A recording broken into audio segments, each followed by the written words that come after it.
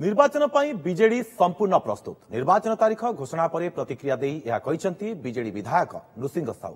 निर्वाचन घोषणा पूर्व विजु जनता दल प्रस्तुत हो रही, तेबे प्रार्थी केबे घोषणा हेब से नहीं दल ठिकना समय निष्पत्ति नेब।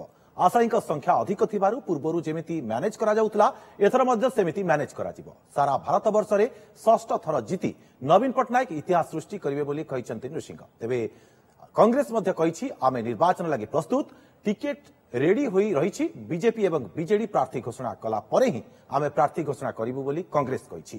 सेहिपरि जदि बीजेपी एवं बीजेडी मेंट हुए तेबे कांग्रेस एथर 100 रु अधिक सीट रे जीति सरकार गढ़िब बोली कांग्रेस विधायक सुर राउतराय कहिसंति। विजु जनता दल सब निर्वाचन प्रस्तुत अच्छु। 2019 मसीहा रिजल्ट घोषणा पर ठारू बर्तमान सुधा चली निर्वाचन प्रस्तुति चली। दल ठिकना समय ठिकना प्रचार करेंगे। सारा भारत वर्ष में षष्ठ थर जीतने नवीन पट्टनायक इतिहास सृष्टि करेंगे। आगुरी केते थर होना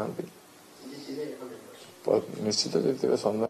टिकेट आम रेडी रही जे पर्यंत बीजेडी बीजेपी टिकेट घोषणा न होती आम करूनी।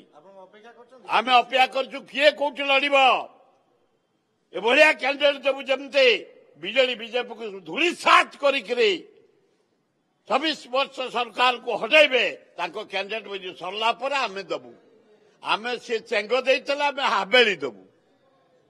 ढो ढाई जमती फुटिब सरकार ता जमती जमिकिरी हब 2024 कांग्रेस कमिंग। मु भाबुछि जदि कोआलिशन होगला 100 रु ऊर्ध्व एमएलए आसबे सत पट्टनायक मुख्यमंत्री हम एवं 14 रु 17 एमपी आसबे राहुल गांधी प्राइम मिनिस्टर हम।